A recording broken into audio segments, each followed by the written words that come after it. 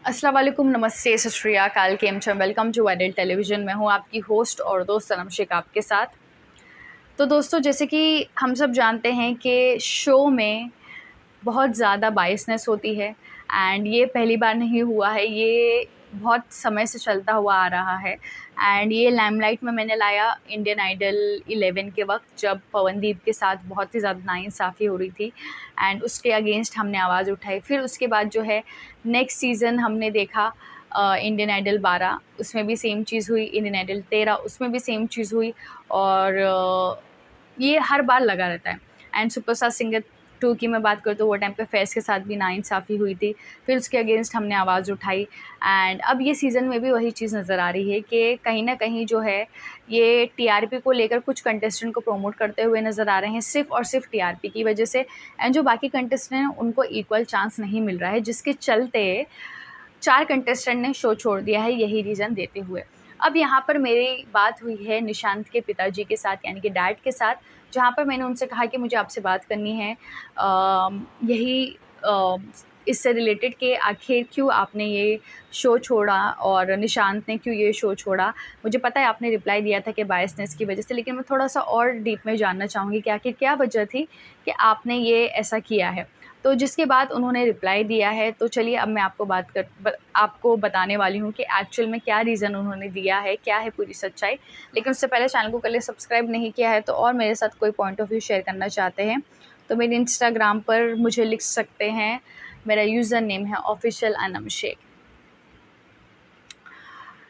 Okay, सो यहाँ पर मैंने उनको सबसे पहले मैसेज किया कि मुझे आपके साथ इंटरव्यू करना है, बिकॉज़ मुझे जानना है कि एक्चुअल में क्या हुआ है एंड मैं चाहती हूँ कि ऑडियंस को भी इसके पीछे की सच्चाई पता चले। लेकिन एज़ यूजुअल आपको पता ही है, अगर आप सोनी टीवी के अगेंस्ट जाते हो तो आपको जो है लीगली वो घसीट लेंगे और आपकी पूरी ज़िंदगी जो है लॉयर्स, कोर्ट एंड ये सब चीज़ों में लग जाएगी और ये हर कोई नहीं पसंद करता है। तो यहाँ पर उन्होंने जो कहा है मैं वो आपको बता देती हूँ।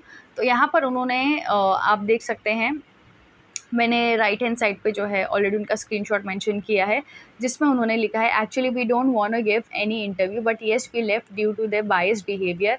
दे did not give Nishant equal chances like others were getting good songs and more than 2 songs every episode and Nishant was getting only a single song that too duets. और ये चीज़ इसके बारे में बाद में बात करेंगे। Max performance was duet. This this show is just for natak, does not seems to be fair a singing show. They should give equal opportunities to everyone and then judge them on the basis of their capabilities, that's it. सो यहाँ पर उन्होंने ये properly बहुत अच्छे तरीके से clear mention कर दिया है कि निशांत को सॉन्ग्स नहीं मिलते थे, उसे हर हफ्ते सिर्फ एक सॉन्ग मिलता था, वो भी डुएट मिलता था, जबकि बाकी सारे लोगों को जो है दोनों दिन सॉन्ग्स मिलते थे और वो भी सिंगल सॉन्ग्स मिलते थे, जिसकी वजह से जो है उन्होंने ये शो छोड़ना पसंद किया है। और उनका ये भी कहना है कि उनको जो है सभी को इक्वल चांस देना चाहिए था और फिर उसके बेसिस पे जो है उन्हें जज करना चाहिए था किस में कितनी कैपेबिलिटीज़ है।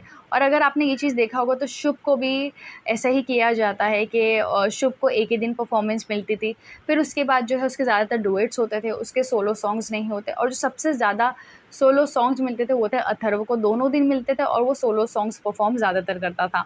एंड यहाँ पर इससे पहले ये चीज़ जो है हमने शुभ के लिए अगेंस्ट आवाज़ उठाई थी, लेकिन यहाँ पे सिर्फ शुभ ही नहीं बाकी कंटेस्टेंट के साथ भी ऐसा हो रहा था, जिसके चलते उन्होंने ये शो छोड़ दिया। फिर उसके बाद उन्होंने ये भी कहा कि मैंने कहा कि दिस हैपेंस एवरी ईयर। फिर उन्होंने जवाब दिया कि they should improve, this should be a real singing competition. Nishant deserve much more than this, they did not promote him because of this so called TRP. देखा, हम जो कहते हैं वो ऐसे नहीं कहते हैं। और ये चीज़ उन्होंने भी कही कि अपने टीआरपी के लिए उन्होंने कुछ पर्टिकुलर लोगों को जो है प्रमोट किया है, बच्चों को प्रमोट किया है, वो तो हम सब जानते हैं, वो है अथर्व। एंड वो टीआरपी के लिए प्रमोट करते हुए नज़र आ रहे हैं। और दूसरा उन्होंने नाम लिया है अवीर एंड पीहू, क्योंकि उनकी जो जोड़ी है वो ऑडियंस को बहुत ज़्यादा पसंद आ रही है। इसकी वजह से उन्होंने ये नाम लिया है कि अवीर और पीहू को भी जो है ज़्यादातर प्रमोट किया जा रहा है because of the so called TRP. फिर उन्होंने जवाब दिया है कि Nishant would have been in top 3 easily if he was given good songs. कि निशान भी टॉप 3 में होता आराम से, अगर उसे भी अच्छे गाने मिलते, अपॉर्चुनिटीज़ मिलती। और उन्हें कहा कि this is very bad and उन्होंने ये भी कहा है कि they should not waste time of other kids. और मैंने कहा कि बिल्कुल, ऐसे जो है सभी बच्चे लोगों का समय भी बर्बाद होता है। और मैंने कहा ट्रू, कि सही बात है आपकी। मैंने कहा कि they just want TRP, that's it. फिर जिसके बाद उन्होंने कहा या दैट्स इट। एंड फिर उन्होंने कहा कि that's why they are showing more of Arudeep love angle because they wanted TRP and Arudeep से टीआरपी आती, इसकी वजह से ज़्यादातर जो है ये अरुदीप का कंटेंट ज़्यादातर दिखा रहे हैं। और सिंगिंग बच्चों पे फोकस बहुत कम है। तो उन्होंने कहा yes every time same love angle. तो इन्होंने भी ये प्रूव कर दिया कि टीआरपी के लिए जो है अरुदीप का तगड़े तरीके से इस्तेमाल किया जा रहा है, लव एंगल को ज़्यादा प्रेफरेंस दिया जा रहा है एंड कुछ कंटेस्टेंट को जो है ज़्यादातर प्रमोट किया जा रहा है। सो ऐसे में ये उन्होंने स्टेटमेंट्स दिए हैं जिससे ये साफ साफ पता चलता है कि किस तरीके से बायसनेस हो रही है शो में। और ये तो हम हर साल जानते हैं, लेकिन ये साल में जब कंटेस्टेंट ने शो छोड़ना शुरू किया है तो मुझे लग रहा है कि शायद से आने वाले साल में जो है ये चीज़ रिपीट ना हो। एंड आपको तो पता ही है कि सोनी टीवी के आप अगेंस्ट नहीं जा सकते, इसीलिए उन्होंने जो है ये शो छोड़ना पसंद किया है। आप अगेंस्ट नहीं जा सकते हैं, आप उनको मनमानी करने से रोक नहीं सकते हैं।